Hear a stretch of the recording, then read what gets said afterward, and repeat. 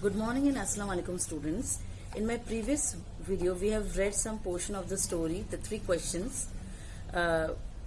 In that portion we have read that a king has three questions in his mind and he wanted answers to them, and so that he sent his messengers through his kingdom and get different replies from the people around.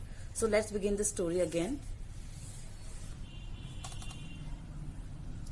The king should notice all that was going on, avoid foolish pleasures, and always do whatever seemed necessary at that time. Means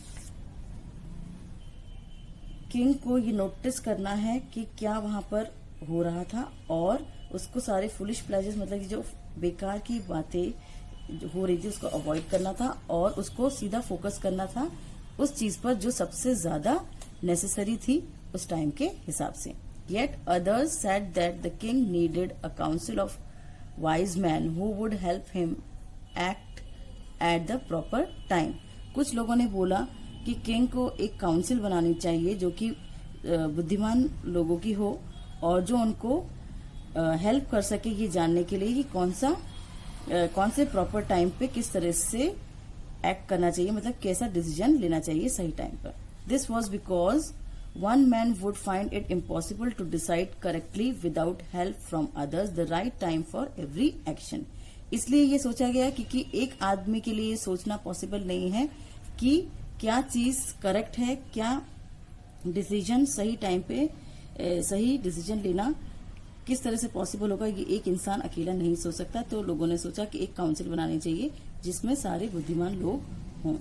but then others said that there were some things which could be urgent. These things could not be wait for the decision of the council.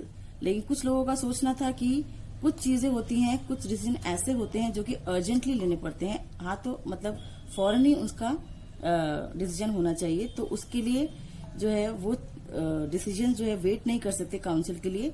तो in order to decide the right time for doing something it is necessary to look into the future. कुछ चीजों के लिए decision लेने से पहले ये भी देखना पड़ता है कि फ्यूचर में उसका क्या असर होगा, फ्यूचर के लिए क्या चीज जरूरी है, वो सब देखते हुए भी डिसीजन लेना पड़ता है. तो लोग बोल रहे थे, कुछ लोगों का बोलना था कि काउंसिल भी जो है वो इतनी इफेक्टिव नहीं होगी and only magicians could do that.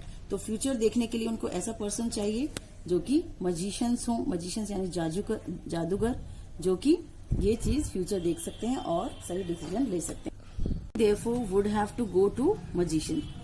तो किंग को मजिशियंस के पास जाना चाहिए. कुछ लोगों का कहना ये था कि मजिशियंस के पास जाइए, कुछ लोगों का कहना था कि काउंसिल बनाइए. तो अलग अलग लोग जो हैं अलग अलग अपने विचार बता रहे थे. In their answers to the second question some said that people most necessary to the king were his councillors. Second question का ये था कि सबसे ज्यादा नेसेसरी पीपल मतलब सबसे ज्यादा जरूरी लोग कौन से हैं. तो उसके रिप्लाई में लोग बोले कि सबसे ज्यादा नेसेसरी जरूरी लोग जो किंग के लिए होने चाहिए वो होने चाहिए काउंसिलर्स. मतलब जो काउंसिल के मेंबर्स हैं, जो बुद्धिमान लोग हैं, वो उसके लिए सबसे ज्यादा जरूरी होना चाहिए. Other said the priest. कुछ लोगों ने कहा कि प्रीस्ट होने चाहिए, जो चर्च के पादरी होते हैं वो होने चाहिए. A few others chose the doctors. और कुछ लोगों ने डॉक्टर्स को सबसे जरूरी बताया. And yet others said that his soldiers were the most necessary. और कुछ और लोगों ने बोला कि सबसे ज्यादा जरूरी किंग के लिए उनके सोल्जर्स होने चाहिए. To the third question some said science, other chose fighting and yet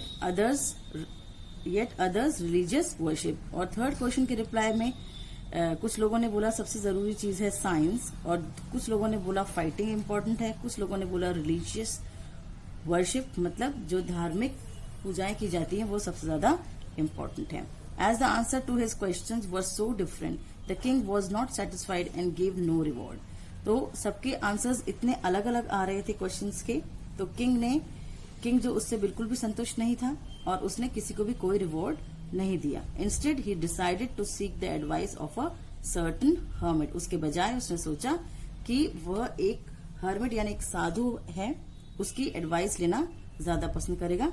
who was widely known for his wisdom, जो कि पूरी किंगडम में अपनी विजडम के लिए, अपनी बुद्धिमत्ता के लिए बहुत ज्यादा फेमस था।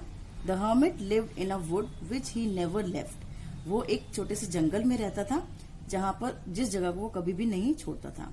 He saw no one but simple people. वो किसी को नहीं देखता था सिवाय सिंपल यानी साधारण लोगों के अलावा। And so the king put on ordinary clothes. तो इसलिए किंग ने सोचा उससे मिलने से पहले वो जो एक साधारण कपड़ों में उससे मिलने के लिए गया। Before he reach the hermit's hut the king left his horse with his bodyguard and went on alone. Hermit की हट में जाने से पहले, उसकी झोपड़े में जाने से पहले किंग ने अपना घोड़ा दूर अपने बॉडीगार्ड के पास में छोड़ दिया और वहां से अकेला ही निकल पड़ा।